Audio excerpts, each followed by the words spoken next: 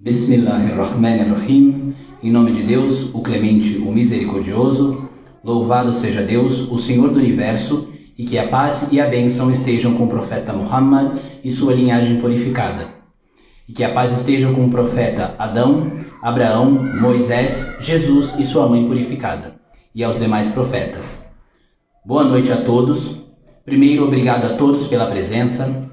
Sejam muito bem-vindos ao Centro Islâmico Imam Al-Mahdi de Diálogo no Brasil.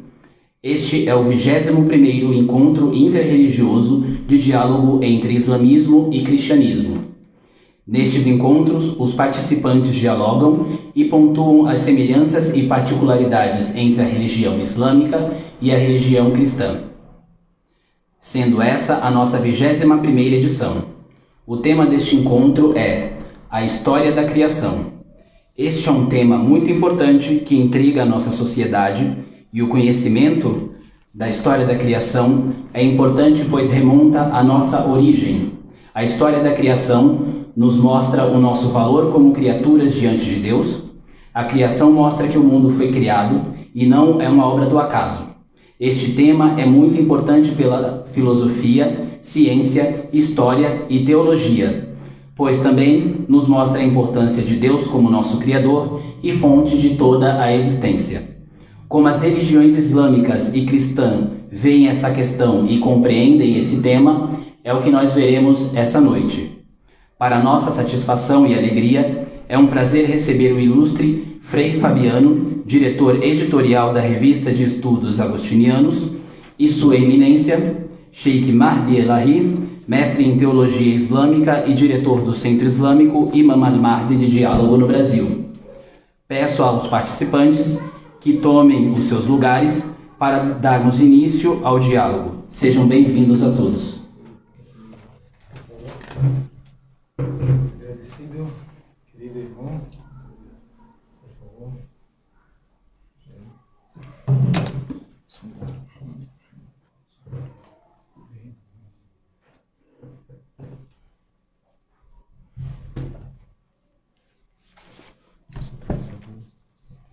Você precisa?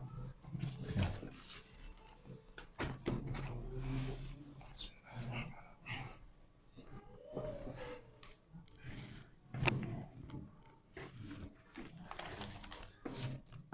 Assalamu alaikum a todos, queridos irmãos que estão aqui participando desse encontro e todos aqueles que estão nos acompanhando pela nossa página do Facebook. Estamos com vocês aproveitando da palestra do nosso querido irmão Frei Fabiano Santos, por favor. Uma boa noite a todos. Gostaria inicialmente de agradecer ao Centro Islâmico por essa acolhida, sobretudo Sheikh Mahdi.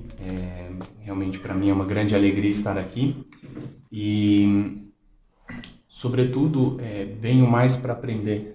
Sim. Acho que uma das coisas, conversávamos outro dia, né? Acho que tem um déficit de conhecimento do Islã no Brasil e eu me coloco entre essas pessoas. Então estou aqui sobretudo para aprender com vocês, né? E compartilho uma pequena reflexão sobre a criação. Espero também ajudá-los a conhecer melhor a criação a partir da Bíblia, né? A minha ideia inicial, eu acho que eu preparei um texto um pouco longo para 15 minutos, vou tentar ser... Sem problema. Vou tentar ser o mais breve possível. Eu inicialmente pensei em... Porque quando nós pensamos na criação, quem já leu um pouco a Bíblia, logo o pensamento vai aos primeiros capítulos do livro da Gênesis. E eu resolvi, então, chamar a atenção para o fato que nós temos outros textos bíblicos que também são importantes para a criação. E vou citar dois que são muito importantes para a reflexão cristã, sobretudo teológica, dos primeiros séculos do cristianismo. Um do livro dos Provérbios, 8, 22, 31, e o outro é o prólogo do Evangelho de São João. Então, um do Antigo Testamento, um do Novo Testamento. Cito então do livro dos Provérbios e comento rapidamente. O texto diz assim: Javé me produziu como primeiro fruto de sua obra no começo de seus feitos mais antigos. Um livro dos Provérbios, é como se a sabedoria falasse em primeira pessoa. Fui estabelecida desde a eternidade, desde o princípio, antes que a terra começasse a existir. Fui gerada quando o oceano ainda não existia, e antes que existissem as fontes de água. Fui gerada antes que as montanhas e colinas fossem implantadas, quando Javé ainda não tinha feito a terra e a erva, nem os primeiros elementos do mundo. Ou seja, a própria sabedoria dizendo que estava junto a Javé, Deus, antes da criação. Quando ele fixava o céu e traçava a abóbada sobre o oceano, eu aí estava. Eu me achava presente quando ele condensava as nuvens no alto e fixava as fontes do oceano. Quando punha um limite para o mar, de modo que as águas não ultrapassassem a praia. E também quando assentava os fundamentos da terra. Diz a sabedoria, eu estava junto com ele como mestre de obras. Eu era o seu encanto todos os dias, e brincava o tempo todo em sua presença. Brincava na superfície da terra e me deliciava com a humanidade. Ora, texto importantíssimo para os primeiros séculos do cristianismo. Eu o trago pelo tema da criação, porque chama a ideia de Deus que cria, mas que ao lado dele tem essa sabedoria que participa da criação. Essa sabedoria vai ser entendida pelos primeiros teólogos cristãos como sinônimo do Filho, um outro nome para designar o Filho, ou seja, Jesus Cristo. O segundo texto que eu chamo que é mais conhecido é o prólogo do Evangelho de São João, onde também tem um aceno à criação.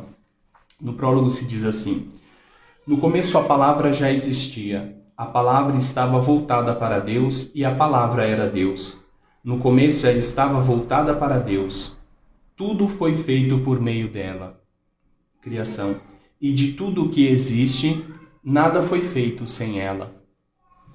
Nela estava a vida, e a vida era a luz dos homens. Essa luz brilha nas trevas, e as trevas não conseguiram apagá-la. Ora, texto muito importante e interessante, porque aquela ideia da sabedoria que estava ao lado de Deus quando criava, seria um outro sinônimo para essa sabedoria, seria a palavra, em gregos, o logos. O evangelista João escrevia em grego, abrindo então aí uma porta para aquilo que nós estávamos conversando um pouco antes, a questão da teologia da palavra. E esse prólogo coloca a palavra, ou seja, o próprio Jesus Cristo, no centro de toda a história, desde a criação, como eu acabei de citar, tudo foi feito por meio dela, e de tudo que existe, nada foi feito sem ela, até a redenção. Texto que eu não li, mas que termina assim: e a palavra se fez homem, ou seja, a própria encarnação de Jesus, e habitou entre nós. Basicamente, só para citar, para dizer que existem outros textos bíblicos que tocam o tema da criação. O que eu gostaria de aprofundar com vocês são as duas histórias, e prestem atenção nisso, nós temos duas histórias da criação no livro da Gênesis, nós não temos uma só história. Estão nos primeiros 2 capítulos. A primeira história do capítulo 1, versículo 1, até o capítulo 2, versículo 4a, e a segunda começa a partir do versículo 2, a partir do capítulo 2, versículo 4b, até o versículo 25. E pode até se estender, se nós tocarmos o problema da origem do mal, até o 3º capítulo, versículo 24. A minha breve apresentação seria, inicialmente, ler com vocês esses 2 textos, destacando alguns pontos que me parecem importantes. Como são textos diferentes, queria também sublinhar aí as diferenças e, se o tempo me permitir, fazer uma anotação teológica no final. Acho que não vou chegar a fazer essa anotação teológica, mas o mais importante é dar voz à própria palavra de Deus, né? Bom, tomamos então a primeira história da criação, aquela que vai do 1º capítulo até o 2º versículo 4. Eu divido ela em 4 momentos. Nós temos primeiro a criação do céu e da terra, que vai até o quarto dia. É uma criação dividida em 7 dias, como muitos de vocês sabem. Então nós vamos até o quarto dia. Depois nós temos uma segunda parte, que é a criação dos seres vivos na água e no ar. Essa seria o quinto dia e a segunda parte. A terceira parte é a criação das criaturas sobre a terra, onde se encontra a criação do ser humano também. E a quarta e última parte, o sétimo dia, é o descanso de Deus. Dou voz ao texto e depois o comento. No princípio Deus criou o céu e a terra. Isso daqui é um anúncio, não é uma afirmação, mas que ele está anunciando. No princípio Deus criou o céu e a terra. Como Deus fez isso? Aí começa a ser contado. A terra estava sem forma e vazia. As trevas cobriam o abismo e um vento impetuoso soprava sobre as águas. Deus disse: que exista a luz. E a luz começou a existir. Deus viu que a luz era boa, e Deus separou a luz das trevas. A luz Deus chamou dia, e as trevas chamou noite. Houve uma tarde e uma manhã. Foi o primeiro dia. Então a primeira coisa que Deus faz é separar as luzes das trevas e criar o dia e a noite. Deus disse: que exista um firmamento no meio das águas para separar águas de águas. Deus fez o firmamento para separar as águas que estão acima do firmamento das águas que estão abaixo do firmamento. E assim se fez. E Deus chamou ao firmamento céu. Houve uma tarde e uma manhã, foi o segundo dia. Então, aqui não é a separação da água do mar, mas a separação entre o céu e a água que está. É uma realidade totalmente tomada pela água, muito diferente da segunda história da criação, onde a realidade inicial é desértica. Chamo a atenção de vocês para isso quando nós formos ler a segunda história da criação. Deus disse: que as águas que estão debaixo do céu se ajuntem num só lugar e apareça o chão seco. E assim se fez. E Deus chamou ao chão seco terra, e ao conjunto das águas mar. E Deus viu que era bom. Deus disse: que a terra produza relva, ervas e produzam semente, e árvores que deem frutos sobre a terra, frutos que contenham semente, cada uma segundo a sua espécie. E assim se fez. E a terra produziu relva, ervas que produzem semente, cada uma segundo a sua espécie, e árvores que dão fruto com a semente, cada uma segundo a sua espécie. E Deus viu que era bom. Houve uma tarde e uma manhã, foi o terceiro dia.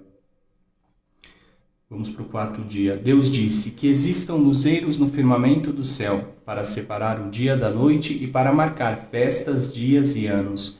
Eles sirvam de luzeiros no firmamento do céu para iluminar a terra. E assim se fez. E Deus fez os 2 grandes luzeiros, o luzeiro maior para regular o dia, o luzeiro menor para regular a noite, e as estrelas. Ou seja, Deus criou o sol e a lua e as estrelas.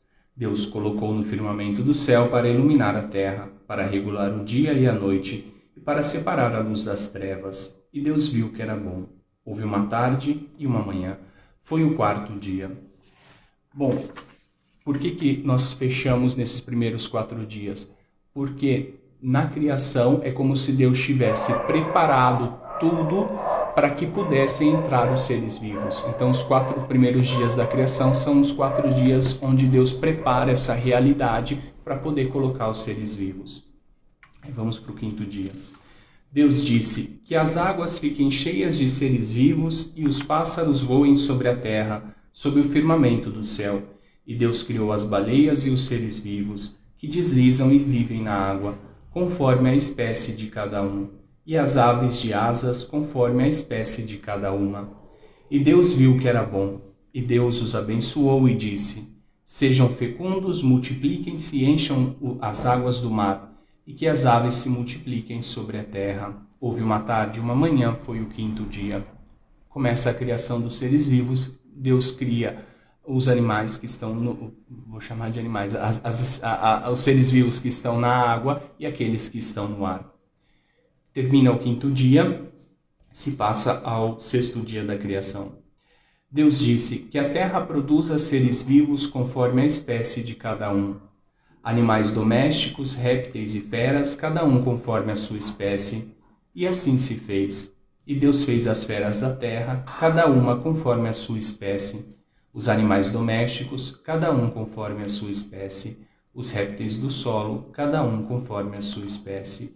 E Deus viu que era bom. Então Deus disse, depois de criar todos os animais terrestres, também sobre a terra, Deus cria o homem. Então Deus disse, façamos o homem à nossa imagem e semelhança, que ele domine os peixes do mar, as aves do céu, os animais domésticos, todas as feras e todos os répteis que rastejam sobre a terra. E Deus criou o homem à sua imagem, a imagem de Deus ele o criou, e os criou homem e mulher. Chama a atenção também para isso. E os criou homem e mulher. A segunda história da criação da Gênesis tem a criação primeiro do homem, e depois, eu vou também propor uma divisão, seria na quarta parte dessa divisão, tem a criação da mulher. E Deus os abençoou e lhes disse, sejam fecundos, multipliquem-se, encham e submetam a terra, dominem os peixes do mar, as aves do céu e todos os seres vivos que rastejam sobre a terra. E Deus disse, vejam, eu entrego a vocês. Deus começa a falar diretamente com o ser humano. Ponto de diferença em relação à criação dos outros seres vivos. Vejam, eu entrego a vocês todas as ervas que produzem semente e estão sobre toda a terra, e todas as árvores em que há frutos que dão semente. Tudo isso será alimentado para vocês, será alimento para vocês, e para todas as feras, para todas as aves do céu e para todos os seres que rastejam sobre a terra, e nos quais a respiração de vida eu dou a relva como alimento. E assim se fez. E Deus viu tudo o que havia feito, e tudo era muito bom. Houve uma tarde e uma manhã, sexto dia. Bom, ponto interessante é que Deus coloca a criação nas mãos do ser humano, mas depois de já ter preparado tudo aquilo que era necessário para o ser humano existir. E é aí que ele entrega nas mãos do ser humano o cuidado pela criação, mas também de onde ele vai poder tirar o seu sustento e vai poder se manter. O sétimo dia é o dia de descanso de Deus. Vou pular para poder ir um pouquinho mais rápido. E passo então à segunda história da criação. Como eu disse, nós temos duas histórias da criação no livro da Gênesis. A primeira, ela tem essa divisão de 7 dias. A segunda, ela não tem nenhuma divisão. Mas eu proponho uma divisão para leitura em 4 partes. A primeira é a criação do homem, a segunda a criação da realidade circunstante ao homem, depois a criação dos animais, então a criação da mulher. Leio o texto para vocês. Quando Javé Deus fez a terra e o céu, ainda não havia na terra nenhuma planta do campo, pois no campo ainda não havia brotado nenhuma erva. Eu acenei rapidamente ao fato que a realidade de criação é totalmente diferente. Veja, não tem nenhuma planta no campo ainda não brotou, não tem nenhuma erva. Uma realidade desértica totalmente diferente à da primeira história, onde era uma realidade plena de água, onde Deus divide primeiramente essas águas para depois criar. Javé Deus não tinha feito chover sobre a terra, e não havia homem que cultivasse o solo, e fizesse subir da terra a água para regar a superfície do solo. Então Javé Deus modelou o homem com a argila do solo, soprou-lhe nas narinas um sopro de vida, e o homem tornou-se um ser vivente. Bom, ponto mais interessante, qual é a primeira coisa que Deus cria na segunda história de criação? É o homem. Diferentemente da primeira história de criação, onde tudo vem preparado para que depois o homem seja criado, nessa primeira coisa que Deus cria é o homem. E aí Deus continua. Javé Deus plantou um jardim em Éden, no Oriente, e aí colocou o homem que havia modelado. Javé Deus fez brotar do solo todas as espécies de árvores, formosas de ver e boas de comer. Além disso, colocou a árvore da vida no meio do jardim, e também a árvore do conhecimento do bem e do mal. Essa árvore será importante depois, né, quando se conta como é a origem do mal. Um rio saía de Éden para regar o jardim, e de lá se dividia em 4 braços. Eu não vou ler quais são os 4 rios, pois vocês podem ler. Javé Deus tomou o homem e o colocou no jardim de Éden para que o cultivasse e guardasse. É interessante essa imagem, é como se Deus primeiro cria o homem e o homem está em lugar nenhum, até que ele cria toda essa realidade para poder então colocar o homem no jardim chamado Jardim de Éden. Javé ordenou ao homem: você pode comer de todas as árvores do jardim, mas não pode comer da árvore do conhecimento do bem e do mal, porque no dia em que dela comer, com certeza você morrerá. Eis o porquê que se fala dessas duas árvores, sobretudo a da origem do bem e do mal. Desculpa, a da origem não, a do conhecimento do bem e do mal. Criada essa realidade, Javé Deus disse: não é bom que o homem esteja sozinho. Vou fazer para ele um auxiliar que lhe seja semelhante. Interessante que o auxiliar em feminino, e aí Javé Deus formou do solo todas as feras e todas as aves do céu, e as apresentou ao homem para ver com que nome ela as chamaria. Cada ser vivo levaria um nome que o homem lhe desse. O homem deu então nome a todos os animais, às aves do céu e a todas as feras. Mas o homem não encontrou um auxiliar que lhe fosse semelhante. Ou seja, como eu disse, se cria a realidade, depois se cria os seres vivos, o homem já está criado. E aí, quando que a mulher é criada? Quando se percebe que o homem ele não encontra nenhuma pessoa igual a ele, né? Então, se passar o último período de narração. Então Javé Deus fez cair um torpor sobre o homem, e ele dormiu. Tomou então uma costela do homem, e no lugar fez crescer carne. Depois da costela que tinha tirado do homem, Javé Deus modelou uma mulher, e apresentou-a para o homem. Então o homem exclamou: esta sim é osso dos meus ossos, e carne da minha carne. Ela será chamada mulher, porque foi tirada do homem. Por isso, um homem deixa seu pai e sua mãe e se une à sua mulher, e eles dois se tornam uma só carne. Ora, o homem e sua mulher estavam nus, porém não sentiam vergonha. E aqui se termina a segunda história da criação. Eu acho que eu já estou superando o tempo. Vou então só elencar algumas das principais diferenças entre as duas histórias da criação. E depois deixo essa pequena anotação teológica, quem sabe aí mais para frente, com esse projeto que o Sheikh tem de publicar textos de diálogo, possa aparecer por aí. Como percebemos, com uma simples leitura, as duas histórias da criação são bem diferentes, ainda que tenham como centro a criação do homem. A primeira narração é escandida nas frases: Deus disse, Deus viu que era bom, houve uma tarde e uma manhã. E aí nós nos perguntamos por que ela tem essa divisão e a contínua repetição dessas frases. Tal estrutura serve para facilitar a transmissão oral de um texto que seria colocado por escrito muito tempo depois. Conversávamos um dia com o Sheikh e falávamos dessa cultura oral muito própria do passado, inclusive na origem do Islã, também na origem do judaísmo e do cristianismo, uma transmissão oral. Esta mesma estrutura respeita elementos fundamentais da tradição hebraica. Os 7 dias são importantíssimos. O dia começa pela tarde e Deus que cria pronunciando. A segunda história não segue uma métrica clara. Não existe um tempo para a criação. E Deus, ainda que fale, e até diretamente com o homem, não cria pronunciando. Ou seja, Deus cria. E na primeira história, Deus pronuncia, né? Deus disse e aí acontece. Isso nós não lemos na segunda história.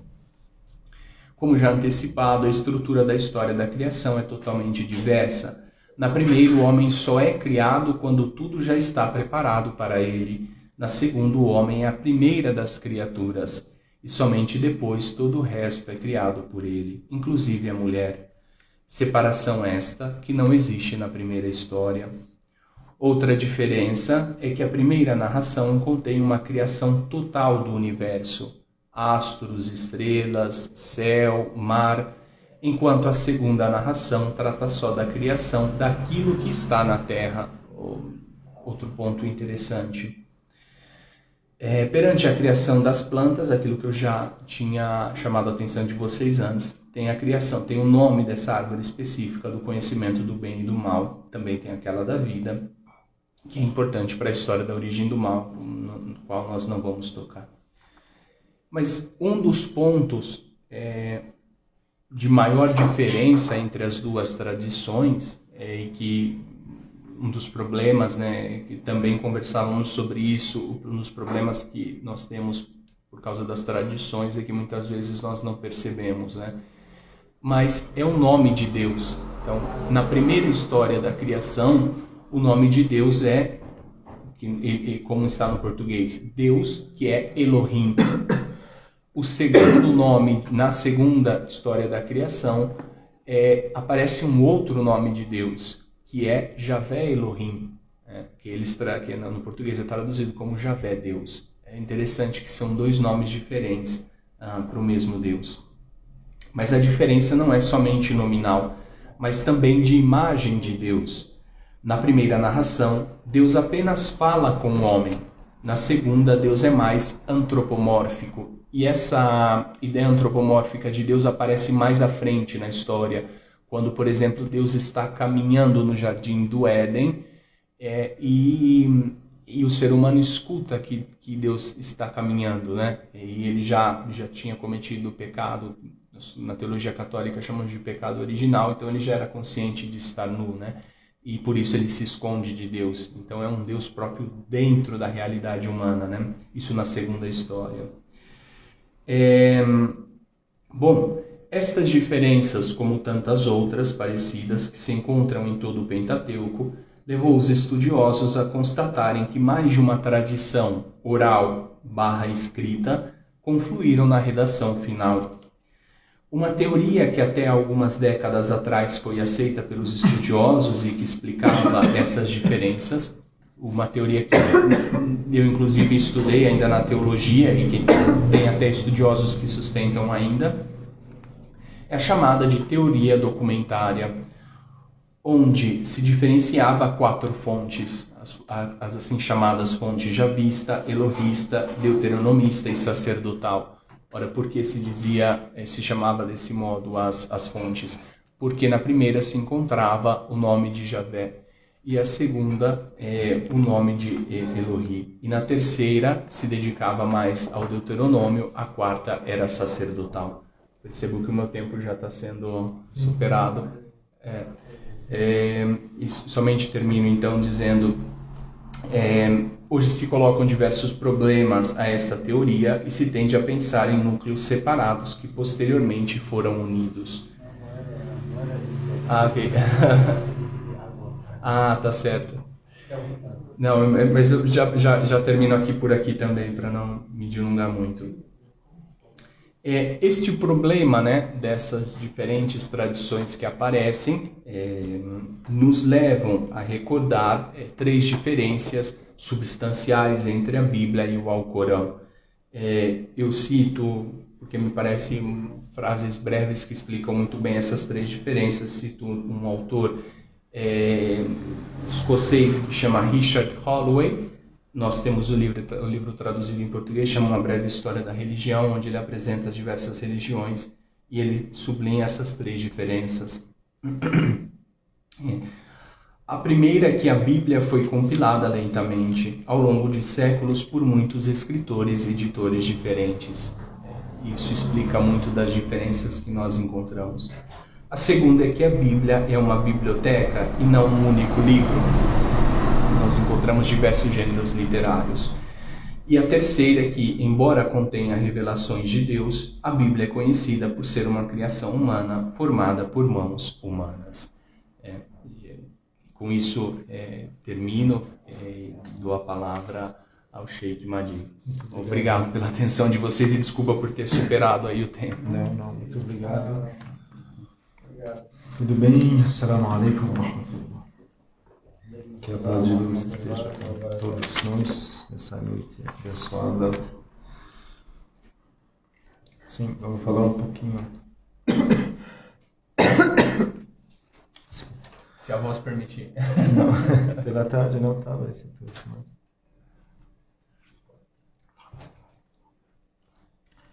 Tudo bem, a história da criação, segundo o Alcorão Sagrado. Em primeiro lugar, nós temos esse versículo que talvez é o versículo fundamental sobre a criação, ou seja, o início da história da criação, que a gente fala assim, no Alcorão Sagrado: Bismillahirrahmanirrahim, em nome de Deus, o Clemente, Misericordioso. الله الذي خلق السماوات والأرض وما بينهما في 6 أيام ثم استوى على العرش ما لكم من دونه من ولي ولا شفيع أفلا تتذكرون يدبر الأمر من السماء إلى الأرض ثم يعرج إليه في يوم كان مقداره 1000 سنة مما تعدون. Esse tipo de versículo, agora eu vou traduzir, no Alcorão Sagrado você acha bastante, talvez 7 vezes a 8 vezes Deus repete pela importância do tema em diversas ocasiões do Alcorão Sagrado. E a tradução seria isso: foi Deus quem criou em 6 dias os céus e a terra, tudo quanto há entre ambos. Logo assumiu o trono. Não tendes além dele protetor nem intercessor algum. Não meditais. Ele rege todos os assuntos, desde o céu até a terra. Logo, tudo ascenderá a ele. Em um dia cuja duração será de 1000 anos de vosso computo. Olha, no Alcorão Sagrado temos um termo muito importante, ou seja, nós podemos falar a diferença fundamental que nós temos entre o Alcorão Sagrado e outros livros sagrados é a questão da preservação da linguagem original desse livro. Nós temos o Alcorão Sagrado com a sua revelação original. Nós temos palavra por palavra que foram reveladas para o profeta Muhammad. Já aquele dia falamos sobre esse assunto e no fim o Senhor também ensinou. Quando, irmão querido, qualquer padre ou pastor vai referir à Bíblia um livro traduzido, sendo diversos livros compilados em um livro, né? A Bíblia significa livros. A própria palavra Bíblia significa livros, né? Mas preservaram essa palavra, né? A mesma palavra em todas as línguas, em inglês, francês, português e espanhol, Bíblia. A Bíblia Sagrada, a mesma coisa. Significa livros. Isso é uma diferença fundamental que nós temos na religião islâmica e na religião cristã, né? Estamos falando, vou falar um pouco mais, por favor não considerem isso algum tipo de falta de respeito. Estamos aqui para ter uma compreensão mútua sobre essas duas religiões. Claro, às vezes quando a gente quer abordar a opinião dos nossos irmãos cristãos, talvez fique um pouco criticoso. Então, o Alcorão Sagrado tem essa diferença. Por isso mesmo, eu acho, surgem algumas ideias que não se dá com raciocínio. O Alcorão Sagrado utiliza o termo al-yawm. Yawm não é simplesmente dia.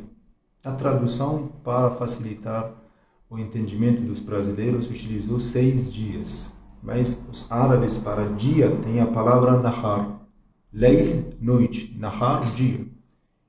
Yawm, que foi utilizado nesse termo, não é nahar. Nahar seria dia. Yawm pode ser utilizado como dia, pode ser utilizado como um ciclo, um período. Por exemplo, muito interessante, Deus utiliza em diversas partes nas tradições islâmicas que nós temos, toda a vida humana de dia. Dia do homem.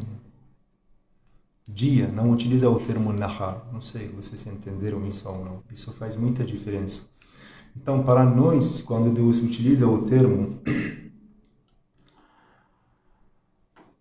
foi Deus quem criou em 6 dias, podemos traduzir simplesmente em 6 ciclos, em 6 períodos, né?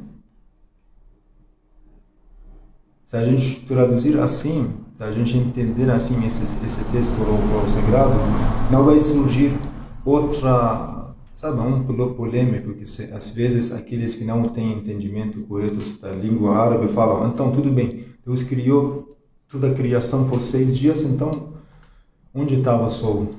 Para criar dia, para criar noite, tarde. Então, a gente fala, olha, presta atenção, Deus não utilizou o termo nahar, que significa dia. Deus utilizou yaum, que significa ciclo. Para ter um ciclo não precisa de sol, nem lua, nem nada, né? Sol faz parte da criação de Deus. Então isso é muito importante. Eu gostaria depois também perguntar do Frei qual seria o significado do dia, né? Porque em língua portuguesa nós não temos acesso à linguagem original, né, da Bíblia.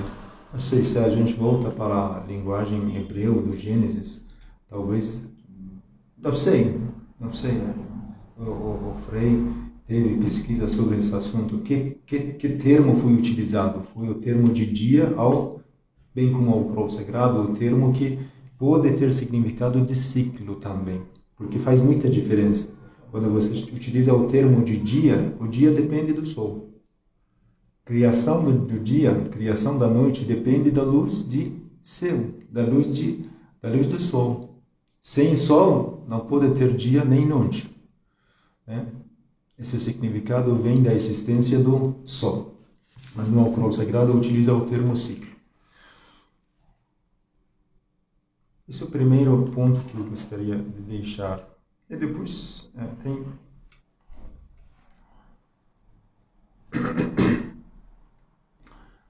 e olha, muito interessante, na última parte desses 2 versículos que eu li, Deus fala, Ele rege todos os assuntos, desde o céu até a terra, logo tudo ascenderá a Ele em um dia. Olha, em um dia cuja duração será de 1000 anos de vosso cálculo. É muito conhecido, todo mundo já sabe que é Albert Einstein, né? Como fala em português?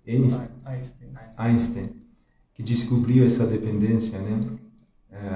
Como fala, a dependência do tempo. Fala dependência do tempo, né? É a teoria da relatividade, né? Entre o espaço e o tempo. Sim. Não a conheço bem, então. Relativismo do tempo e o espaço, desculpe, relativismo, né? O Alcorão Sagrado fala muito interessante. É um local, preste atenção, é um lugar que um dia cuja duração será de 1000 anos. De vosso cálculo.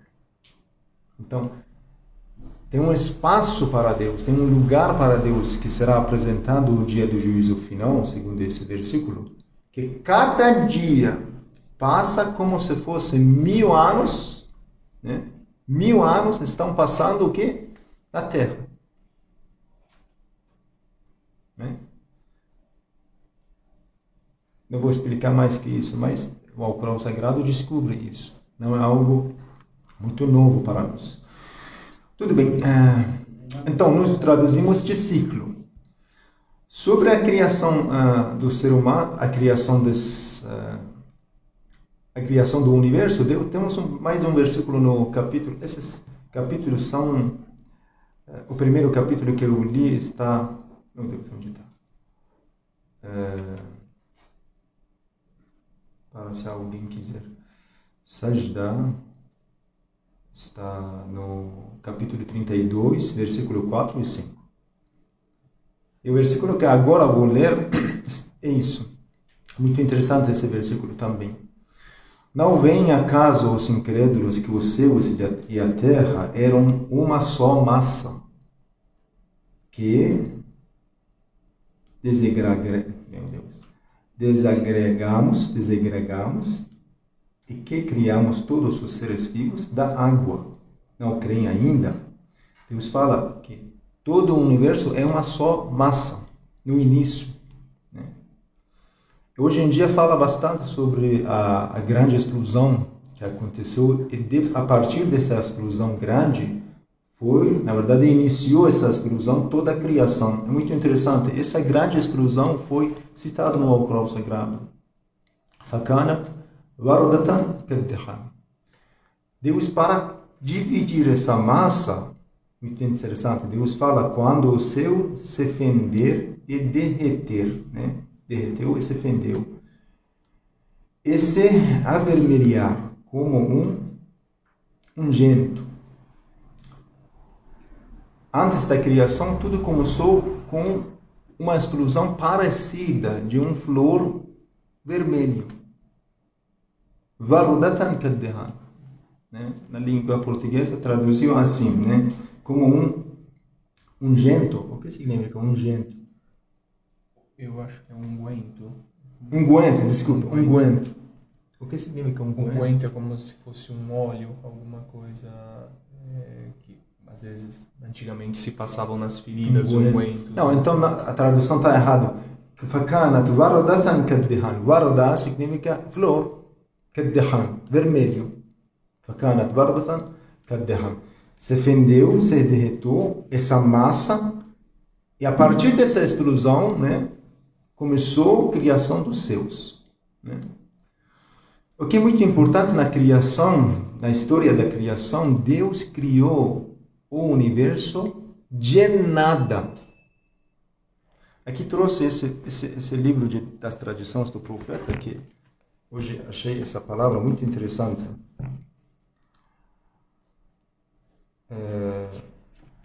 خلق الأشياء إن الله تبارك وتعالى Deus Altíssimo seja, Deus majestoso e elevado, خلق الأشياء لا من شيء. Deus criou o universo de nada. De nada.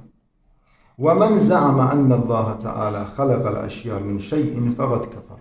Se alguém considerar a criação de Deus feita por algo que existia ao lado de Deus, um material que Deus juntou todos para criar, essa pessoa já saiu da religião. Porque nós devemos ter somente um único antigo, que tudo depende dele. Havia nada de nada, e Deus criou do nada o nosso universo. Tudo começou com uma explosão muito grande, uma massa, e depois uma explosão. Segundo alguns versículos do Alcorão Sagrado, Deus criou, depois dessa massa, ou seja, antes de criação ainda essa massa, havia somente água. Havia somente água. Tudo foi criado da água. Em outra parte do Alcorão Sagrado fala, depois dessa água, Deus criou a fumaça. Dessa água, Deus criou vapor, fumaça. E dessa água, a fumaça, né, é um pouco misteriosa. A gente não pode nem explicar, nem entender como Deus criou. Mas temos um livro chamado Método da Eloquência. Tem esses detalhes que o Frei também deixou para nós, que Deus fez dividir até a água com fumaça, e depois tem coisas assim bem detalhadas que eu não trouxe para não prolongar muito tempo. E tem mais um assunto muito importante, queridos irmãos, que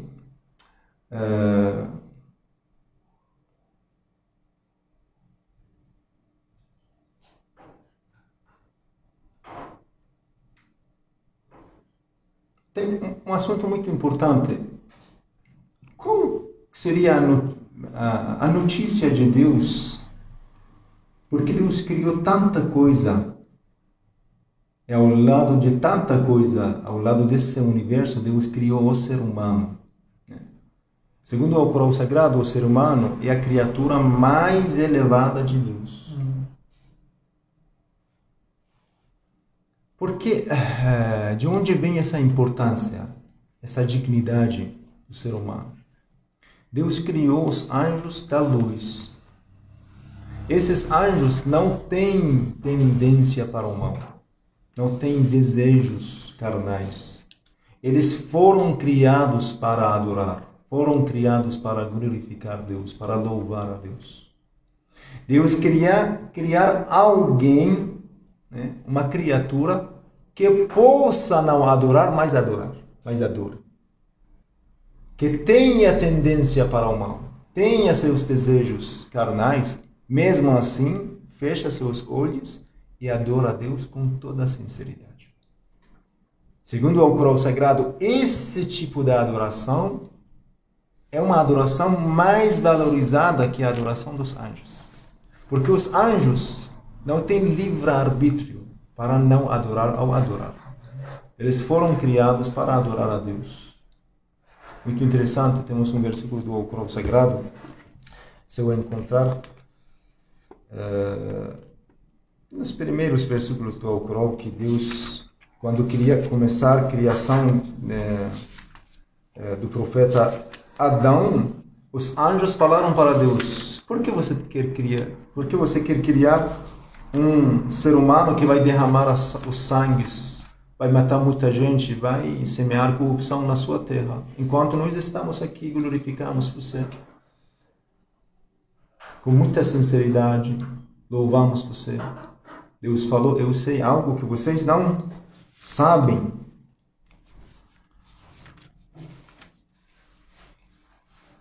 Então, o que dá valor para a criação do ser humano é sua... eu achei. وإذ قال ربك للملائكة إني جاعل في الأرض خليفة قالوا أتجعل فيها من يفسد فيها ويسفك الدماء ونحن نسبح بحمدك ونقدس لك قال إني أعلم ما لا تعلمون. Recorda-te, ó profeta, de quando teu Senhor disse aos anjos: vou colocar um legatário na terra. O ser humano é chamado de legatário de Deus, representante de Deus na terra. Perguntaram-lhe: estabelecerás nela, na terra, quem ali fará corrupção, derramando sangue, enquanto nós celebramos teus louvores, glorificando-te? Deus disse: eu sei o que vós ignorais. Então, Deus estava em busca de criar alguém que adora a Deus com seu livre-arbítrio.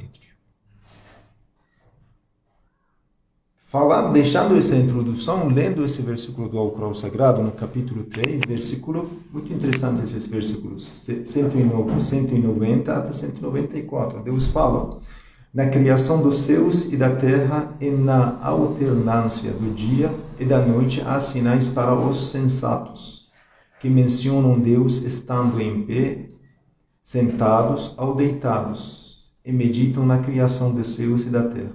Olha, muito interessante. Tudo foi criado para que o ser humano raciocine, medita, reflete, olha para essa criação, fala: olha, será que tudo isso foi criado em vão? Esse sistema, essa organização, essa harmonia foi feita em nada. Tem algumas pessoas hoje em dia, no século XXI, olha para esse sistema, essa harmonia, fala: tudo foi criado por acaso. Eu escrevi esse texto, se eu não estivesse escrito, onde a gente tinha esse texto no meu notebook? Um assunto tão simples, deve ter um escritor, aquele que digitou. Imagine essa criação. O Sol, a Lua, essas órbitas, esses planetas, Terra, oceano, árvores, tanta coisa que nós não sabemos. O que nós sabemos sobre a criação é nada. É nada de nada. Às vezes eu olho, quando eu estou no nosso centro, tem bastante formigas muito pequenas. Eu olho, meu Deus, eles têm o mesmo sistema que o ser humano tem. Ele olha sim, ele ouve sim, ele come sim. Ele tem fezes? Sim, tem. Ele morre? Sim. Ele tem produção? Sim, tem tudo. Tem tudo. Não dá para ver. Tem o mesmo sistema que rege no ser humano, em formiga, em uma abelha, em um passarinho. Precisa de ar para sobreviver? Sim. A formiga precisa. Ele respira, aspira, faz tudo isso. Quem criou isso? Foi feito por acaso? É muito interessante, o Alcorão Sagrado fala.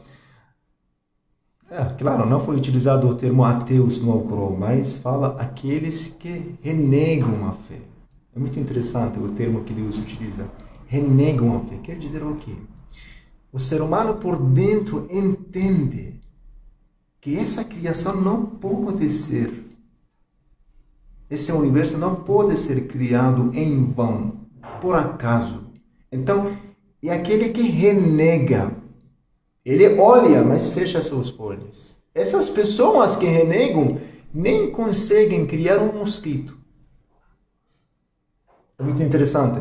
Deus continua. Se esse mosquito rouba uma coisinha deles, um pedacinho de açúcar, um pedacinho das coisas deles, um pedacinho de pão, nunca eles vão conseguir para devolver esse pedacinho. O ser humano é tão fraco. Com essa fraqueza ainda acredita que tudo foi feito por acaso?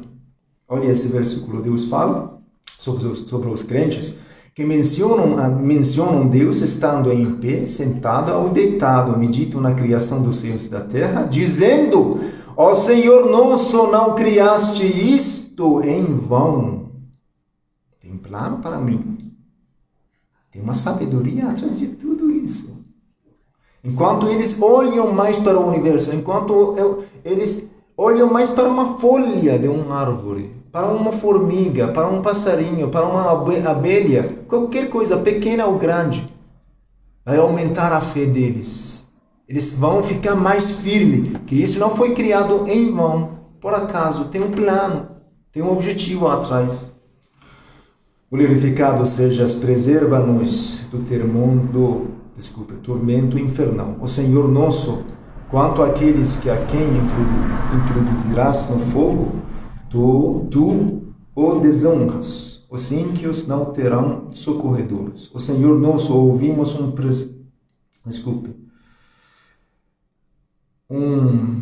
pregoeiro que nos convoca à fé, dizendo: credes em vosso Senhor. Está falando sobre o profeta Muhammad. Credes em vosso Senhor. Cremos o Senhor nosso. Perdoa as nossas faltas, redime-nos das nossas más ações e acolhe-nos entre os virtuosos. O Senhor nosso, concede-nos o que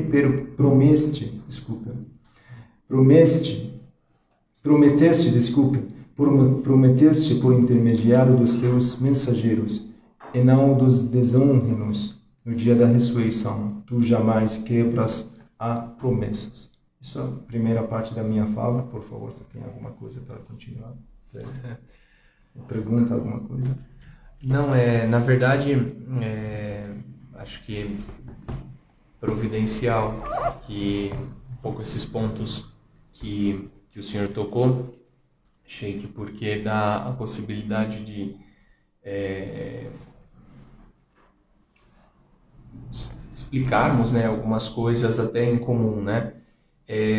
Sobre o tema do dia da criação, do termo dia usado na criação, seria, claro, melhor verificar com uma pessoa que tivesse um maior conhecimento do hebraico, né? Eu estudei o grego e o latim, o hebraico eu não conheço.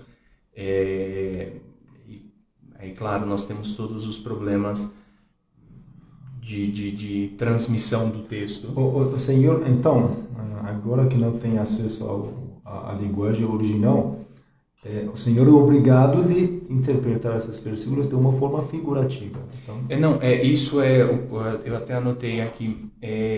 O ponto é que nós nunca tomamos um texto da Bíblia, muitos dos textos da Bíblia não são tomados em modo literal, inclusive a criação. E a minha intenção, do modo que eu construí um pouco o discurso, terminando com aquela citação, era justamente recordar isso. Nós vemos que por trás nós temos um autor ou autores, né, que escrevem o texto e que propõem uma teologia.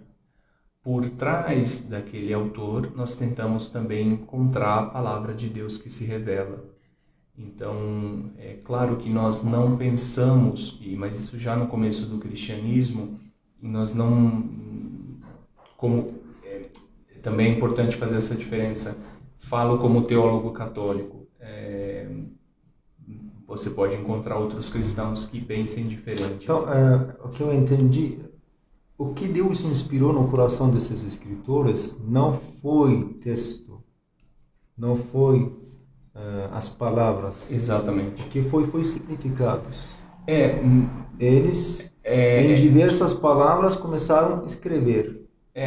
Como que existe uma, como eu posso dizer, uma dialética aí entre o autor do texto sagrado, lembrando que o texto sagrado, ele não é esse texto que chegou até nós, e foi por isso que eu citei essa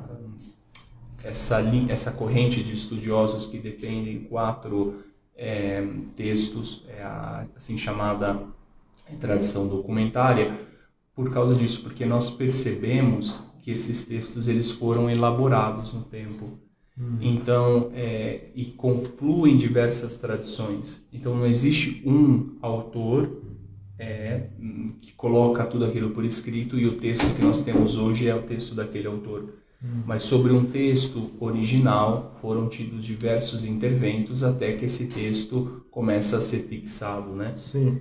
Tem uma coisa que também queria perguntar do Senhor. Temos um versículo aqui no Alcorão que fala...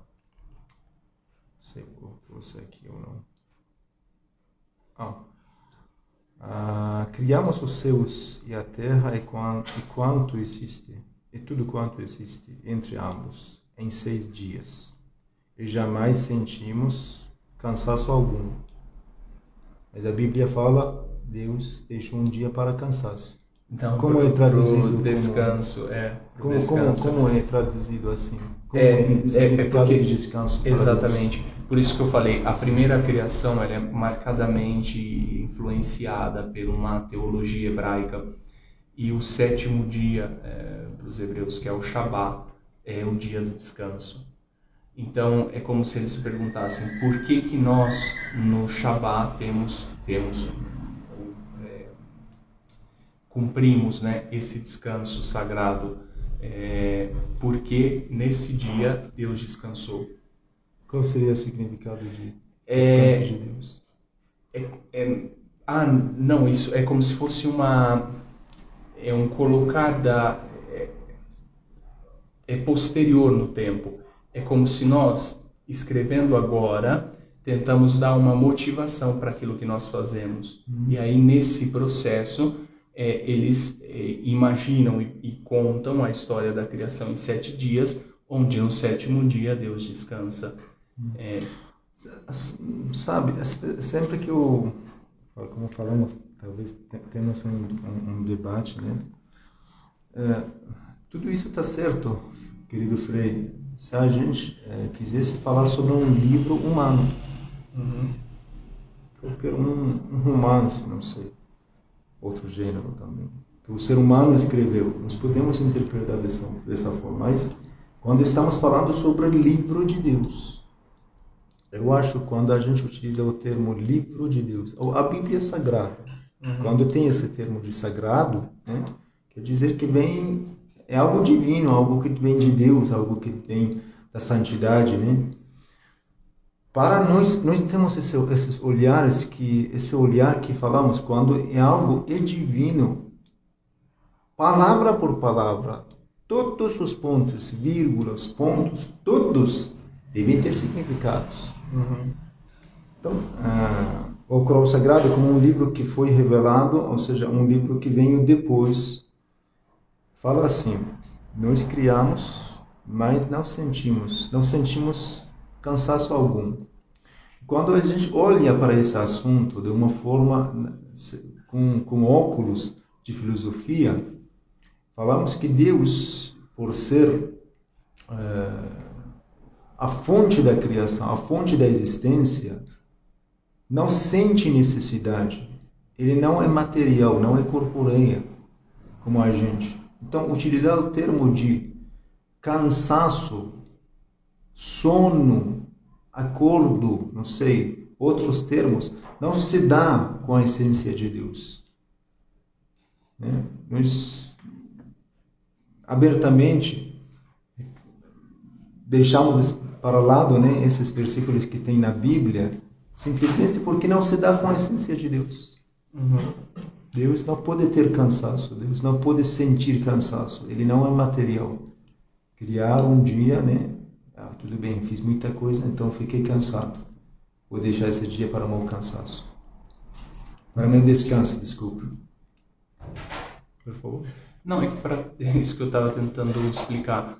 Para a teologia católica, e isso se pode ler no documento Lumen Gentium, documento do Concílio Vaticano II, as palavras de Deus passam por palavras humanas, e não necessariamente, não palavra por palavra é ditada por Deus. Então, nós vamos aí, como existem diversos gêneros literários, nós temos que a cada texto ver se esse texto nós podemos lê-lo literalmente ou se é necessário uma interpretação que não seja literal.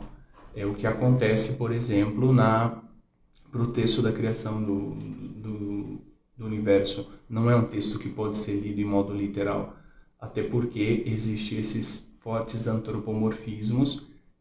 Você destacou esse que é talvez até o menor deles, que aparece no sétimo dia, quando Deus descansa.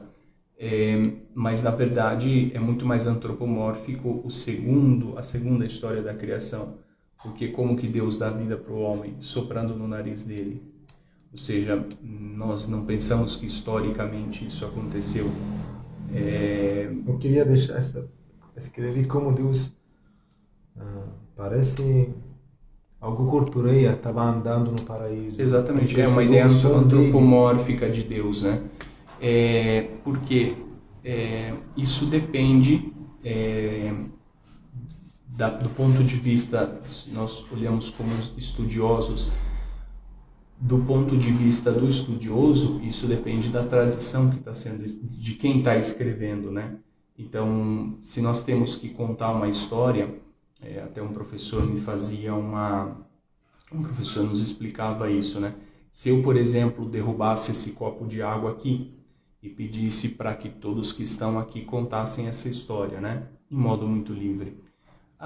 Talvez seria muito mais direto, diria, o Frei Fabiano derrubou o copo de água.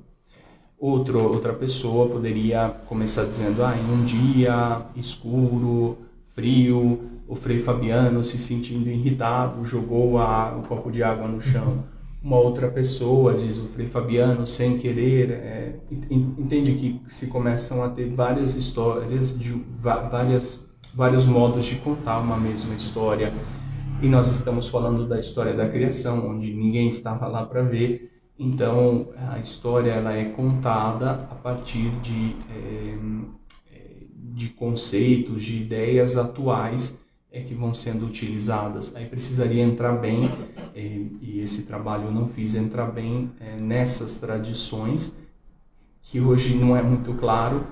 Se nós usássemos a teoria documentária, a primeira tradição seria a javista, a segunda seria a elohista, e precisaria ver por que esses elementos entram a fazer parte desta história de criação, né?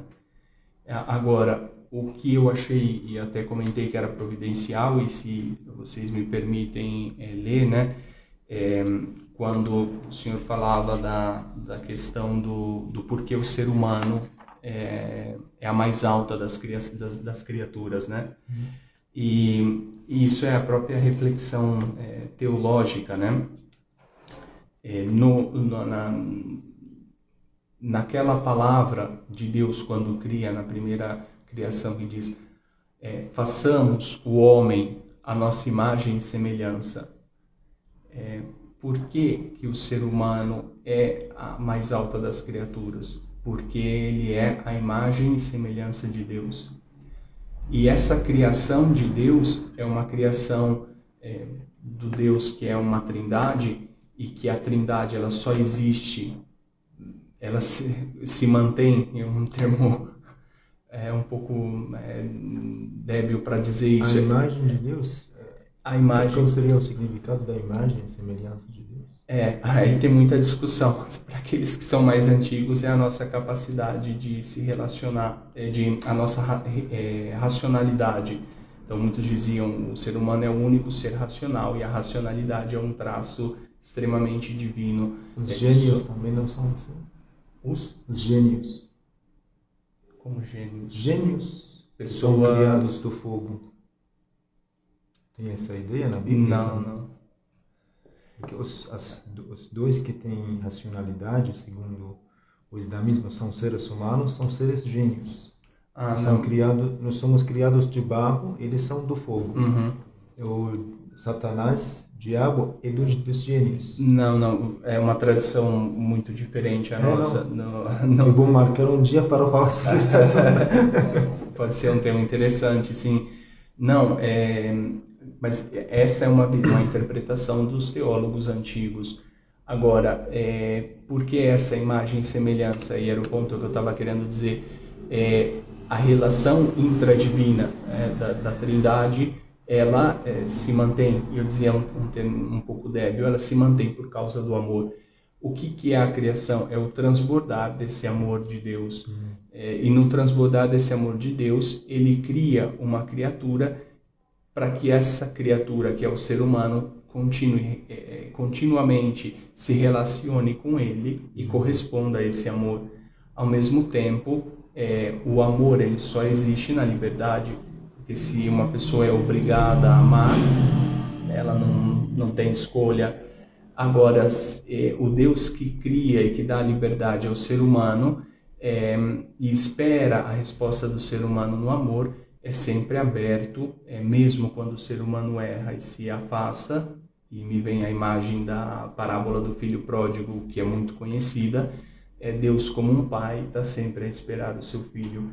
Então, a ideia de criação, e essa era um pouco a anotação teológica que eu tinha preparado para o final, por trás dessas palavras humanas, há uma ideia clara de um grande amor de Deus pelo homem, por toda a sua criação. Sim. E o homem é aquele que pode corresponder na liberdade a esse amor de Deus. Sim. Esse é o ponto nodal. Por favor. Não, quer que eu leia? Porque vamos... Só queria acenar o ponto quando você fala também da criação. É interessante que essa reflexão, não pode existir nada quando Deus cria, porque não pode ter alguma coisa que já exista antes da criação, ou Deus não pode usar nada para criar. Por que a criação tem que ser do nada? Um conceito latim que ficou muito conhecido na teologia, ex nihilo, quer dizer próprio do nada. É justamente por isso, porque teria alguma coisa do lado de Deus, né? Então não pode ser. Não pode... O único ser antigo é Deus. Exatamente. Só que para a teologia católica, ao lado do Deus Pai, existe o Deus Filho e o Deus Espírito Santo. E por isso... Abrir um assunto que temos que sentar 10 horas falar. E é por isso que eu até comecei citando esses dois textos do provérbio. Justamente porque Deus utilizou o termo Elohim no significado plural. Porque nós convidamos um pastor adventista, a Frei. Eu perguntei do mesmo jeito, porque no Velho Testamento a gente não fala nada sobre a questão da Santíssima Trindade. De repente, no Novo Testamento, especialmente aquele que deixa mais claro, dá ênfase a esse assunto, é o Paulo de Tarso. Os primeiros discípulos, os primeiros evangelhos não falavam sobre esse assunto. Aquele que deu essa ideia, segundo a ideia dos muçulmanos, era Paulo de Tarso, São Paulo, né? Ele falou, olha, na Bíblia, no livro Gênesis, Deus fala, nós criamos. Quando fala, façamos. Primeira pessoa do plural, exato. Não, aparecem outros, né? Quando tem a visita a Abraão dos 3, né? Que ninguém sabe, senão temos que recuperar o texto bíblico. Aqueles 3 anjos. Exato. Não, Ali se prevê, ali se deles prevê. ficou ao lado do árvore, começou a falar com Deus. Ainda também aparece mais uma pergunta: como Deus apareceu como na forma humana e começou a falar com Abraão? Olha, estou percebendo algumas notícias desse Sodoma, eles são muito corruptos. Então mandei meus anjos. Lá também menciona diretamente abertamente que eles não eram Deus, eles eram anjos. Precisaríamos recuperar o texto bíblico porque se dá a ideia de três seres, né, que visitam. Lendo isso em sentido espiritual, a teologia cristã vê no Antigo Testamento diversos momentos onde se pré-anuncia a existência da Trindade, ainda que não apareça em modo explícito. Porque para a teologia católica a compreensão do Antigo Testamento vem só a partir da revelação de Jesus Cristo. Até Jesus Cristo ainda não temos uma revelação plena do Antigo Testamento. Mas eles almoçaram com Abraão. A Trindade. As três pessoas porque almoçaram. Para vocês é uma coisa impensável. É muito interessante. Deus, ao referir a questão, para negar a questão da divindade de Jesus, fala, ele e sua mãe comiam. Eles, sentiam necessidade de alimentos. Simplesmente Deus nega assim. Como eles podem ser deuses, né? Na Arábia, quando foi revelado o altar sagrado, hoje em dia também tem igrejas que veneram Maria como uma divindade. Hoje em dia não. O Espírito Santo tomou o lugar de Maria. Segundo a história testemunha que antes era Santa Maria como um ser, divina, como a mãe de Deus. Deus fala simplesmente, eles comiam, né? Eles tinham necessidade de comer. Por isso que eu falo que são pontos que a gente vai lendo a partir do evento Jesus Cristo, né? A partir disso, um Deus que seja antropomórfico, que caminhe no jardim, ou um Deus que fale com o ser humano, não é um problema, né? Porque se o próprio Filho se encarna, né? Eu várias vezes falei sobre esse assunto, estudei bastante, mas, olha, estamos falando sobre Deus e sua essência, né? Qual seria a nossa descrição sobre Deus? Se alguém pergunta de um católico, um São Agostiniano, qual seria? Explica para mim o que é Deus. Conta um pouquinho sobre a essência de Deus. Ou se o Senhor deixasse uma descrição correta, baseada verdadeiramente na essência de Deus, que não sente necessidade, que não pode ser corpóreo, não pode ser divisível, né? Único ser antigo, né? Quando vem nesses textos, não sei como podem interpretar esses textos. Sendo Deus, tendo essa forma de essência. Não, mas é porque outros textos também, essa é toda uma dificuldade de exegese, mas porque, por exemplo, tem aquela passagem que o discípulo pergunta a Jesus, né? Fala, mas Jesus, mostra-nos o Pai e isso nos basta, no Evangelho de João, se eu não me engano. E Jesus responde, mas quem me vê o Pai. Então Deus pode ser visível. Pode, em Jesus Cristo. Porque Jesus Cristo é a máxima revelação de Deus. Tudo bem. Essa forma material que Deus tem, isso eu percebo que é uma dificuldade para vocês. Porque, assim, até mesmo para vocês, por isso que vocês chamam de mistério. Não, se não fosse difícil, não iria. Era muito simples. Explica, por favor, como Deus pode ser material e visível.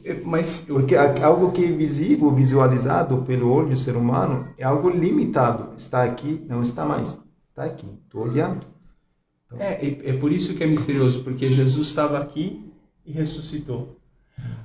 Então você tem uma superação da realidade, né? Agora, se você pensa, Deus nos revela, né? Como Deus se revela no Corão, Deus se revela na Bíblia. Qual poderia ser a maior revelação de Deus para o ser humano? Para nós o livro dele. Para nós ele se fez um igual a nós. Aqui é toda a diferença. Não, então, vocês têm que voltar. Desculpa, vamos. Vocês têm que voltar novamente e apresentar uma nova apresentação, uma nova descrição sobre Deus e sua essência. Se Deus que possa ser material, se Deus que possa ser visível, se Deus possa se tornar em carne, esse Deus não mais aquela essência que primeiramente descrevemos, apresentamos. Mas então, porque eu acho que... Falamos, por exemplo, o Senhor pode transformar cobre em ouro, em prata em ouro. Mas eles, por sua essência, eles não... Você não pode mudar essa essência. A essência dele é cobre. Deus é Deus. Né? Esse Deus e Deus não pode ser corpo. A gente olha assim na filosofia, tudo bem, não? Não, só para eu acho que o problema é justamente isso, querer aplicar categorias do nosso pensamento a Deus. Uhum. Se Deus é Deus, ele pode, como você disse, de cobre mudar... Não, sair da sua essência, não. Da sua essência, não. Não, porque a única essência de Deus... para nós cristãos católicos, é que ele é amor. Não, o resto é... Por exemplo... Nós não definimos ele, Deus é assim, Deus é aqui. Até mesmo para mim compreensível, sabe? Para mim compreensível. Imagina, o Senhor tem que colocar no lugar de um palestrante, né? De um teólogo que está falando com um ateu. Que não acredita em nada, pelo menos eu acredito em Deus. Uhum. Eu acredito que Deus do cristianismo, Deus do islamismo, Deus do judaísmo é o mesmo. Né? Só que a descrição e a apresentação que nós abordamos sobre Deus, ou seja, as consequências da apresentação que nós temos, fica um pouco diferente. Para nós, Deus nunca sai da sua essência. Não pode ser material, não pode ser visível, não pode ser limitado, não pode ser corporeia, não pode ser nada dessas coisas. Deus não pode ter Deus não pode ser atribuído, não pode tomar os atributos humanos, simplesmente isso. Simplesmente isso. Não, isso totalmente diferente. Porque se Deus se encarna em Jesus Cristo, então claramente que ele a gente fala, não, ele era um grande mensageiro de Deus. Não. Tudo bem, querido? Agradeço. frase em árabe, دعاء الصباح من غير أن تمارس فيما ابتدأت به لغوبا ولا علاجا. Essa frase falamos, não sentimos nada de descanso. Sabe? Muito importante. Quando Deus começou a criar ele não é assim, a gente não acha que ele pensou, depois ele achou que isso está errado, ou vou fazer isso, ou vou consertar. Não precisa de um processo na sua criação. Deus já fala, seja... Exato. Mas eu, por exemplo, eu estudo o tema da criação, eu não sou um biblista, eu sou um teólogo e formado em ciências patrísticas, né? Eu estudo os padres da igreja. Acho que vocês percebem no meu discurso que eu chamo muito o cristianismo nascente. E eu estudo especialmente os comentários que Agostinho faz ao livro da Gênesis. E Agostinho próprio nota isso. Por isso que ele fala, essa história, por que nós não podemos entender literalmente? Porque aí parece que Deus está em um processo de criação, e aí ele diz, e aí ele vê que é bom. Esse já não seria Deus, entendeu? Porque aí você está limitando a capacidade dele de compreensão. Então, era claro isso já para os primeiros cristãos, que a história não podia ser lida em modo literal justamente por isso. Até porque entra problemas como você falou, que você estava explicando, desculpa, o senhor estava explicando a questão da criação. Tem textos justificando o que acontece, a mesma coisa com Agostinho. Ele fala, tanto não é lógica essa criação, porque primeiro vem a luz e depois vem o astro, que é o sol, o qual dá a luz. Então ele mostra essas incoerências e diz, como que Deus criou? Deus criou do nada, e criou tudo do nada. Aí ele fala, por que então por que nós temos os 7 dias da criação? Isso para a primeira história. Ele fala, é isso que nós vamos tentar entender, qual mensagem está por trás disso. Por isso que eu falo, o texto nunca, esse tipo de texto, outros gêneros literários não, nunca pode ser lido em modo literal. E Agostinho começa a refletir, então, por que 7 dias da criação, por que é criada a luz, porque aí, por exemplo, Agostinho entende a criação da luz como a criação dos anjos, é como se ele desse um sinônimo. Mas, enfim, isso é tema para outra... Sim, finalizando mais um encontro interreligioso, falando que agora uma coisa veio na minha cabeça. Uma das diferenças também da criação do profeta Adão, que Eva não foi criada da costela de Eva, né? Eva teve uma criação independente dela, segundo o Alcorão Sagrado. Deus criou os dois, né? Ao mesmo tempo, criou Adão, criou Eva como companheira de Adão. E a questão de que Deus criou o ser humano do barro, né? É muito interessante, temos algumas tradições do profeta que diz que quando você está rezando, é obrigatório você colocar sua testa na terra, né? Para ter essa lembrança. Você veio da terra e volta para a terra, né? Não é tempo para arrogância, não é tempo para soberba. Você é nada, venho do nada e vai para nada, né? Isso lembra a nossa humildade, né? Diante de Deus e a grandeza de Deus. Esse nosso Senhor que criou tudo de nada, esse nosso Senhor misericordioso, Senhor dos grandes mensageiros dele, Noé, Abraão, Moisés, Jesus Cristo e Muhammad, que a paz de Deus esteja com todos eles. Finalizamos. Assalamu alaikum wa rahmatullahi.